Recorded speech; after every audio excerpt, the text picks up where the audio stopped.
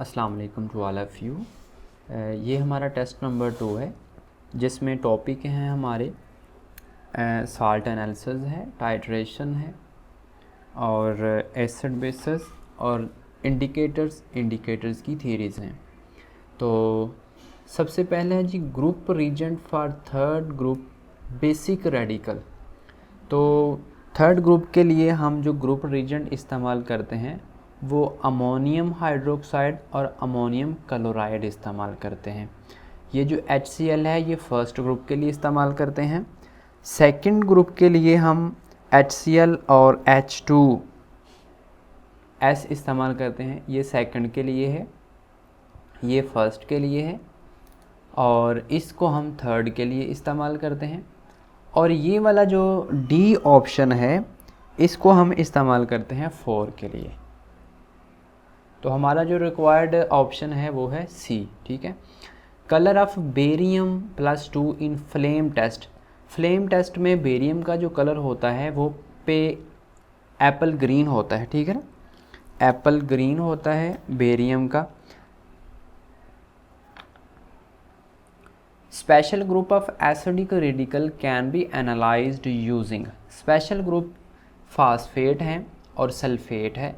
दो ग्रुप होते हैं फास्फेट और सल्फेट और उनको हम बेरियम क्लोराइड के साथ ट्रीट करते हैं और उनकी आइडेंटिफिकेशन करते हैं।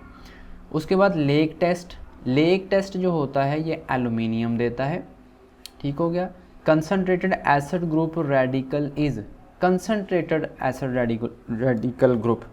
अच्छा, कंसनट्रेटेड ग्रुप कितने हैं जी, वो हमने याद भी किए थे। क्लोराइड है, आयोडाइड है, नाइट्रेट है, फिर एसीटेट है, ऑक्सालेट है। तो ये सारे के सारे क्या हैं, कंसनट्रेटेड एसिड ग्रुप हैं, जो कि कंसनट्रेटेड सल्फ्यूरिक एसिड के थ्रू जिसका हम आइडेंटिफिकेशन करते हैं इनकी।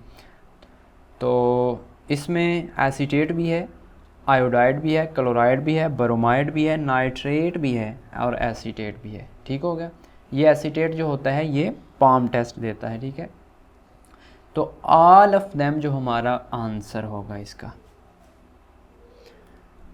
Next 6 number, nickel ion belongs to which basic radical. Nickel किस से बिलोंग करता है। देखें, मैंने आपको तरीका भी बताया था कि आपने इनको कैसे याद करना है। अगर आप याद कर लेंगे तो आपको आइडिया हो जाएगा कि ये किस ग्रुप का मेंबर है। तो निकल जो है ये 4 ग्रुप का मेंबर है। सो डेल्टा हमारा ऑप्शन हो जाएगा। Dichlorophenol indophenol is use to measure. Titration में हमने पढ़ा था कि डाइक्लोरोफिनोल इंडोफिनोल को हम विटामिन सी की मेजरमेंट के लिए इस्तेमाल करते हैं। उसके बाद Winkler method use to estimate, ये भी हमने टाइट्रेशन में पढ़ा कि ये ऑक्सीजन की एस्टिमेशन के लिए इस्तेमाल होता है, Winkler method. Murexide indicator is used, इसको हम हार्डनेस की एस्टिमेशन के लिए इस्तेमाल करते हैं। हार्डनेस को एस्टिमेट करने के लिए हम मोरिक्साइड इंडिकेटर इस्तेमाल करते हैं। इसके अलावा हार्डनेस को कम्प्लेक्सोमेट्रिक टाइट्रेशन के थ्रू भी हम ट्रीट करते हैं, जिसमें हम EDTA एज ए इंडिकेटर इस्तेमाल करते हैं। Iodimetry is a type of direct titration होती है। आयोडीमेट्री होती है और एक आयोडोमेट्री होती है। आयोडोमेट्री जो होती है वो इनडायरेक्ट होती है, लेकिन आयोडीमेट्री जो होती है डायरेक्ट होती है, लेकिन ये रिडॉक्स टाइप की टाइट्रेशन होती है, ठीक है। रिडॉक्स टाइट्रेशन की टाइप होती है आयोडीमेट्री और आयोडोमेट्री। उसके बाद है जी phenolphthalein has a distinctive colour in a basic media, the structure of colour is. देखें, phenolphthalein according to quinonoid theory कहती है कि जो बेंजोनाइड फॉर्म होती है ना वो एसिडिक होती है, और एसिडिक में आपको पता है कि जो फिनोल्फ्थलीन है एक वीक एसिड है, तो एसिड में वो कलरलेस होता है, ठीक है। और डिस्टिंक्ट कलर कब आएगा, जब वो बेसिक मीडिया में होगा। ज़ाहिर है उसने ऊपर भी बताया, तो वो जो फॉर्म होती है वो कीनोनाइड होती है। एक बेंजोनाइड फॉर्म होती है और एक कीनोनाइड फॉर्म होती है। कीनोनाइड फॉर्म जो होती है वो डार्कर होती है और उसमें कलर नज़र आता है। The indicator methyl orange is a weak base. ये जो फिनोल्फथलीन होता है ये वीक एसिड होता है, ठीक है, और ये स्ट्रॉन्ग बेस की मौजूदगी में ही वर्क करता है। इसी तरह मिथाइल ऑरेंज एक वीक बेस है और ये स्ट्रॉन्ग एसिड की मौजूदगी में ही वर्क करता है। So this B option is correct, यानी एसिडिक मीडियम में ये प्रोटोनेटेड होगा। A universal indicator is a mixture of phenolphthalein, methyl orange, thymol blue, methyl orange, methyl red, bromothymol, suitable amounts in alcoholic solution of all above. तो option number delta हमारा correct option होगा। इसमें हम alcoholic solution लेते हैं और सारे compounds का एक मिक्सचर तैयार करते हैं जो कि यूनिवर्सल सॉल्वेंट कहलाता है। और यूनिवर्सल सॉल्वेंट जो होता है वो 2 से लेकर 10 pH रेंज तक काम करता है और ये बेसिकली ज़्यादा सूटेबल नहीं होता, ताहम कोई एस्टिमेशन वगैरह हम लगा सकते हैं इससे, ठीक है। तो ये फिनोल्फथलीन हो गई, मिथाइल रेड हो गई, मिथाइल येलो हो गई, ब्रोमोथाइमल ब्लू हो गया, इन सभी का हम किसके साथ अल्कोहलिक सॉल्यूशन के साथ इनको मिक्स करते हैं, तो वो काम करता है एज ए यूनिवर्सल इंडिकेटर, यानी 2 से लेके 10 तक ये काम करेगा, ठीक है, pH की रेंज में। नेक्स्ट है the correct order of acidic character of hydro acids of group 7। For example हमें पता है HF है टॉप पे, फ्लोरीन के बाद क्लोरीन आता है HCl हो जाएगा, क्लोरीन के बाद ब्रोमाइड आता है ब्रोमाइड हो जाएगा, और फिर आयोडीन आता है HI हो जाएगा। इसमें आइडिया ये है कि चूँकि हमारे पास आयोडीन है, इसका साइज़ बहुत बड़ा है, लेस इलेक्ट्रोनेगेटिव है, तो ये क्या करेगा, हाइड्रोजन को इजीली यहाँ से ये रिमूव हो जाएगा, इट्स मीन कि गुड एसिड होगा। लेकिन उसके बरक्स अगर HF की बात करते हैं तो आपको पता है कि इसका जिगजैग स्ट्रक्चर होता है, जो H होता है वो 2 F के दरमियान इंट्रैप्ड होता है, और वैसे भी F फ्लोरीन की जो इलेक्ट्रोनेगेटिविटी ज़्यादा है तो वो हाइड्रोजन को अपनी तरफ अट्रैक्ट करके रखते हैं।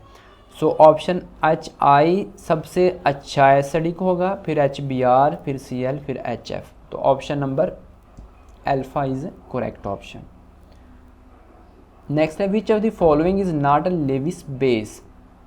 लेविस बेस के अकॉर्डिंग क्या होना चाहिए, इलेक्ट्रॉन पेयर डोनर होना चाहिए, यानी इलेक्ट्रॉन पेयर डोनर होना चाहिए। तो यहाँ पे देख लें, इसके ऊपर नेगेटिव चार्ज है, दे सकता है, OH है, ऑक्सीजन के पास लोन पेयर दे सकता है, अमोनियम नाइट्रोजन के पास इलेक्ट्रॉन हैं, दे सकता है। लेकिन ये जो तीसरा ग्रुप होता है, तीसरे ग्रुप में इसका जो वैलेंस शेल होता है वो एम्प्टी होता है, 6 इलेक्ट्रॉन है, ठीक है। तो इट्स मीन के बनाने तो 8 होते हैं, तो डेफिशिएंसी होती है इन थर्ड ग्रुप वालों के साथ। तो हमारे पास लेविस बेस कौन सा नहीं होगा, ये वाला C ऑप्शन होगा, ठीक है।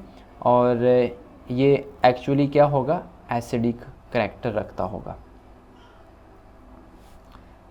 उसके बाद है जी हमारे पास phenolphthalein is colourless in acidic medium because it, देखें अकॉर्डिंग टू एक हमारे पास है कीनोनॉइड थ्योरी और एक है हमारे पास, 2 थ्योरी है ना, एक कीनोनॉइड थ्योरी है और एक थ्योरी है हमारे पास,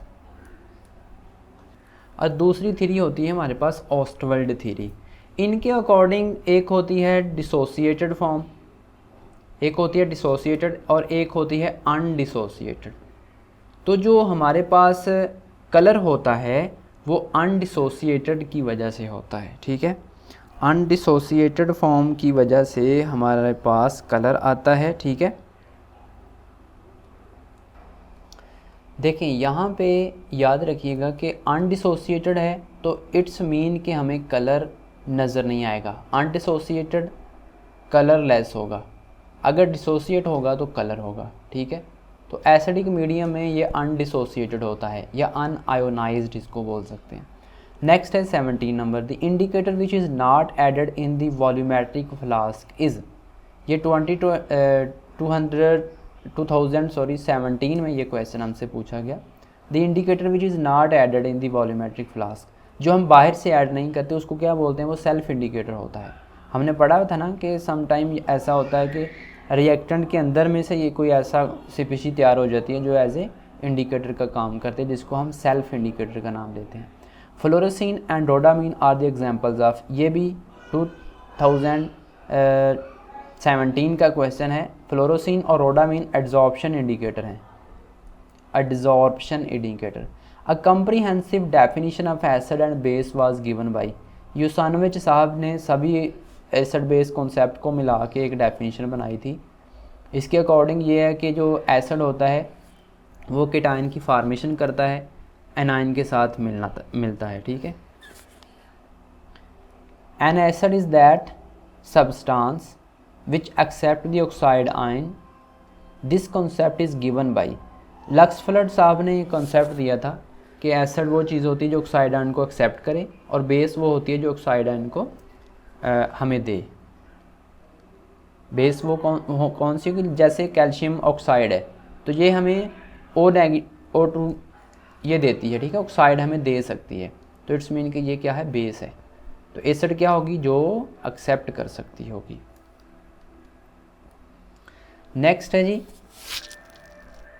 21, a species that increase the anionic concentration of auto ionized solvent. ये भी हमने डेफिनेशन पढ़ी थी जिसको हम सॉल्वेंट बेस्ड डेफिनेशन बोला था, कि अगर हम कोई सी चीज़ को पानी में डालें, अगर हमने एक सॉल्वेंट ले लिया पहले, उसमें हम किसी चीज़ को डालें, अगर वो उसके एनायनिक पार्ट को इंक्रीज़ करता है, यानी एनायनिक कंसंट्रेशन को इंक्रीज़ करता है, तो इट्स मीन कि वो बेस है। और अगर वो केटायनिक पार्ट की कंसंट्रेशन को इंक्रीज़ करता है तो इट्स मीन कि वो एसिड है। तो यहाँ पे ये एनायनिक कंसंट्रेशन को इंक्रीज़ कर रहा है तो इट्स मीन कि ये बेस होगा। बीटा ऑप्शन हमारा करेक्ट ऑप्शन होगा। Soft ligand want to combine with the centre which is already associated with the soft ligand, this concept is called, इसको सिम्बियोसिस बोलते हैं। क्या बोलते हैं ना कि अच्छा, हर कोई अच्छे के पास जाना चाहता है। फॉर एग्ज़ाम्पल, अगर ये सेंटर है ना, कोई यहाँ पे कोई चीज़ लगी हुई है बी, ये सेंटर है, तो एक और बी आना चाहता है ना, तो दो चीज़ें हों, यहाँ पे कोई ए सेंटर हो, एक सेंटर ये हो, एक सेंटर ये हो। लेट्स से यहाँ पे ये सॉफ्ट लगा हुआ है, ये पार्ट सॉफ्ट है, तो ये भी सॉफ्ट है, तो ये सॉफ्ट यहाँ पे जाके लग जाएगा, इसके पास नहीं आएगा। This is called symbiosis. N acid behave like a, acid behave कर सकता है किस तरह का, ऑक्सीडाइजिंग एजेंट की तरह काम कर सकता है, ठीक है। कीनोनॉइड फॉर्म हैज़, कीनोनॉइड फॉर्म पीछे भी हमने पढ़ा कि एक बेंजोनाइड फॉर्म होती है, कीनोनॉइड फॉर्म होती है। तो कीनोनॉइड फॉर्म जो होती है वो डार्कर कलर देती है। Which one is strongest acid, तो स्ट्रॉन्गेस्ट एसिड इसमें हमारे पास हाइपोक्लोरेट है। क्यों, उसकी रीज़न भी होती है ना कि उसका कॉन्जुगेट बेस बहुत ज़्यादा वीक होता है। An amphiprotic substance is water, amphoteric होता है। एम्फीप्रोटिक और एम्फोटेरिक दोनों सेम ही चीज़ें होती हैं।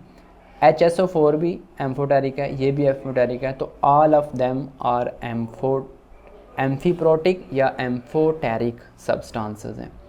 उसके बाद 27, which of the following species is determined in complexometric titration. याद रखिएगा कि कम्प्लेक्सोमेट्रिक टाइट्रेशन में हम कैल्शियम आयन, मैग्नीशियम आयन, इनकी स्टडी करते हैं मोस्टली, क्योंकि ये कम्प्लेक्सोमेट्रिक टाइट्रेशन को हम हार्डनेस वगैरह की स्टडी के लिए स्टडी करते हैं। तो कैल्शियम और मैग्नीशियम कार्बोनेट ही तो होते हैं जो कि हार्डनेस काज करते हैं। To identify the chloride ion in drinking water which indicator is use, तो ये भी हमने पढ़ा था कि डाईक्लोरोफ्लोरोसिन को हम इस्तेमाल करते हैं ड्रिंकिंग वाटर में क्लोराइड आयन की कंसंट्रेशन को फाइंड आउट करने के लिए। और ये भी हमने पढ़ा था कि जब हम क्लोराइड आयन की कंसंट्रेशन को फाइंड आउट करते हैं by using the silver nitrate को इस्तेमाल करते हुए जब इसकी फाइंड आउट करते हैं, इसको अर्जेंटोमेट्रिक टाइट्रेशन का नाम देते हैं। 29 है for the titration of iodide and bromide which indicator is suitable. तो आयोडाइड और ब्रोमाइड, इन दोनों के लिए जो इंडिकेटर इस्तेमाल करता है वो एओसिन है, ठीक है। वैसे तो ये सारे के सारे जितने भी हैं ABCD, ये सारे के सारे एड्जॉर्प्शन इंडिकेटर हैं, लेकिन ये जो होता है ये ब्रोमाइड और आयोडाइड के लिए सूटेबल होता है eosin. Which is a redox indicator. Redox indicator हमने पढ़े थे, cresyl blue, methylene blue, neutral blue, फिर आगे हमने पोटाशियम डाइक्रोमेट, फिर आगे हमने पढ़ा था पोटाशियम मैंगानेज, ये सारे के सारे रिडॉक्स इंडिकेटर थे। तो all of them are correct option. Next है जी 31, which concept is also called proton donor acceptor. ये देखें जो लोरी ब्रॉन्स्टेड का कॉन्सेप्ट है ना, उसके अकॉर्डिंग एसिड वो है जो प्रोटॉन डोनर होता है और बेस वो है जो प्रोटॉन एक्सेप्टर होता है। तो इसको हम प्रोटॉन डोनर थ्योरी का नाम भी देते हैं, यानी प्रोटॉन ट्रांसफ़र थ्योरी या प्रोटॉन डोनर एक्सेप्टर थ्योरी का नाम भी देते हैं लोरी ब्रॉन्स्टेड कॉन्सेप्ट को। तो अल्फ़ा करेक्ट ऑप्शन होगा। द पीएच ऑफ टीयर्स, इंसानी जो आंसू होते हैं उनकी पीएच जो होती है वो 7.4 होती है। अभी हमसे जो पूछी हुई थी पेपर में, वो पूछी हुई थी पीएच ऑफ इंसानी स्टोमिक की पूछी हुई थी। उसकी रेंज होती है 2.5 से लेके आई थिंक 4 तक होती है, 4.5 से के दरमियान होती है। ठीक है, तो ऑप्शन में 2 था तो 2 करेक्ट ऑप्शन था उसका। All the strong acids have very close pK value and they appear to have nearly equal strength in aqueous solution. The phenomena is called, इस फिनोमिना को हमने लेवलिंग इफेक्ट का कहा था। और आपको पता है कि कुछ बहुत सारे एसिड ऐसे होते हैं जिनकी स्ट्रेंथ सेम हमें नज़र आती है, तो इसको बोलते हैं लेवलिंग इफेक्ट। और उसको फ़र्क करने के लिए फिर हम इस्तेमाल करते हैं एसिटिक एसिड का इस्तेमाल करते हैं या क्रोमिक एसिड का इस्तेमाल करते हैं। तो these two are called differentiating solvent, इनको बोलते हैं। ठीक है, differentiating solvent. Bases and reducing agents और electron giving agents are also called, इनको हम न्यूक्लियोफाइल कहते हैं। देखें हमने पीछे पढ़ा है ना कि जो एसिड होते हैं वो ऑक्सीडाइजिंग की तरह काम करते हैं, या फिर उनको हम इलेक्ट्रोफाइल भी कह सकते हैं। और न्यूक्लियोफाइल, बेस या रिड्यूसिंग एजेंट एक ही चीज़ें होती हैं एक दूसरे की तरह। According to shape Lewis acid are divided into, 2 किस्म के इसने सॉफ्ट और हार्ड के दिए थे। ठीक है, नेक्स्ट है जी to find out reactive species we perform. Reactive species को फाइंड आउट करने के लिए हमने गैस फेज टाइट्रेशन के बारे में पढ़ा। To study the colloids we perform colloidal solution यानी हेट्रोजीनियस सोल्यूशन। आपको पता है ना कि जो कोलॉइडल सोल्यूशन होते हैं वो हेट्रोजीनियस होते हैं। तो इनकी स्टडी के लिए हम क्या इस्तेमाल करते हैं, उनकी स्टडी के हमने जीटा पोटेंशियल की बात की थी, लेक्चर में हमने इसके बारे में डिस्कस किया था, नोट्स में भी ये चीज़ है। To study the concentration of virus और bacteria which type of titration perform. Virus या बैक्टीरिया की स्टडी के लिए हम ऐसे परफॉर्म करते हैं।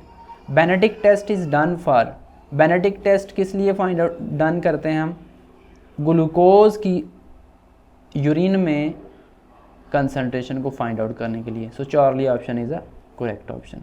Study of unsaturation in an analyte is term as. देखें अनसैचुरेशन की स्टडी हम कैसे कर सकते हैं, ये हमने बारोमीन वैल्यू भी पढ़ी थी और आयोडीन वैल्यू भी पढ़ी थी। ये दोनों ऐसी चीज़ें हैं जिससे हम अनसैचुरेशन का अंदाज़ा लगाते हैं। 41 acid on reaction with metal, metal के साथ जब रिएक्शन करते हैं तो they evolve hydrogen gas. Phenolphthalein work in the pH range, phenolphthalein work करती है 8 से लेके 10 तक। Colour of phenolphthalein in base में, एसिड में कलरलेस होती है क्योंकि ये वीक एसिड है, तो बेस स्ट्रॉन्ग बेस की मौजूदगी में काम करती है, तो वहाँ पे ये पिंक होती है। ठीक है, हु इंट्रोड्यूस एड्जॉर्प्शन इंडिकेटर्स, तो एड्जॉर्प्शन इंडिकेटर को के फजान ने डिस्कवर किया था। I usually the end point and equivalence point of the acid and base titration are largely different, are at the same pH, are close but not same. So beta option is correct option. यानी end point और equivalence point जो होते हैं होती 2 different चीज़ें हैं, लेकिन एक दूसरे के बिल्कुल करीब होते हैं, क्लोज होते हैं। नेक्स्ट है the difference between and point and equivalence point. And point का मतलब ये होता है कि हम कोई इंडिकेटर इस्तेमाल करते हुए फिज़िकल अपीयरेंस को चेक करते हैं, लेकिन इक्विवेलेंस पॉइंट वो होता है कि जहाँ पे रिएक्शन हो रहा है और वहाँ पे इक्विलिब्रियम आ गया है, यानी कि रिएक्टेंट के नंबर ऑफ़ मोल और प्रोडक्ट के नंबर ऑफ़ मोल इक्वल हो जाते हैं, तो उस पॉइंट को हम इक्विवेलेंस पॉइंट का नाम देते हैं। लेकिन एंड पॉइंट क्या होता है कि हम इंडिकेटर का इस्तेमाल करते हुए फिज़िकल अपीयरेंस उसकी चेक करते हैं कि now the reaction is completed. Next है which is not property of primary standard. Primary standard ये होना चाहिए, इसकी प्रॉपर्टी ये होती है आसानी से बन जाना चाहिए, it's a good thing. High molecular weight होना चाहिए ताकि हम जब उसका वेट करें तो उसमें कोई एरर वगैरह ना आए। ज़्यादा छोटा मैस होगी तो वेट बैलेंस के साथ वेट करते हुए प्रॉब्लम होगा। उसके बाद वो मॉइस्चर को अब्जॉर्ब ना करे, हाइड्रोफोबिक हो, यानी मॉइस्चर के साथ उसकी अट्रैक्शन ना हो। सम टाइम पढ़े होते हैं ना, जब लैब में हम बनाते हैं सोडियम हाइड्रोक्साइड का सलूशन बनाते हैं, तो ये जो सोडियम हाइड्रोक्साइड थोड़ी देर इसको पड़ा रहने दे तो ये जल्दी से पानी को ऑब्जॉर्ब यानी मॉइस्चर ऑब्जॉर्ब कर लेता है, तो इट्स मीन कि दिस इज़ हाइड्रोफिलिक। तो इसको हम कभी भी एज ए प्राइमरी स्टैंडर्ड इस्तेमाल नहीं करते सोडियम हाइड्रोक्साइड को। नेक्स्ट है डिफ़िकल्ट टू प्रिपेयर, ये ऑप्शन नहीं होना चाहिए, यानी प्राइमरी स्टैंडर्ड की ये प्रॉपर्टी नहीं होनी चाहिए। बाकी सारी होनी चाहिए कि वो हाइड्रोफोबिक होना चाहिए, फिर इजीली तैयार हो जाए, फिर हाई मॉलिक्यूलर वेट वाला होना चाहिए, जिसकी कंसंट्रेशन टाइम के लिहाज से चेंज ना हो। An example of primary standard, HCl primary standard नहीं हो सकता, सोडियम हाइड्रोक्साइड भी नहीं हो सकता, पोटाशियम ब्रोमेट को इस्तेमाल कर सकते हैं, ठीक है। A solution of pure and stable substance is called, pure और स्टेबल सब्सटेंस का जो सोल्यूशन होता है उसी को तो हम प्राइमरी स्टैंडर्ड का नाम देते हैं। The process of preparing and implementing the standard solution is called, यानी हमने स्टैंडर्ड सोल्यूशन बना भी लिया और उसकी अब इम्प्लीमेंटेशन करनी है, तो this process is called standardisation. So option number alpha is correct. So this is all about the test number 2। अगर कोई मिस्टेक होती है तो मस्ट मेंशन किया करें। Thanks for watching.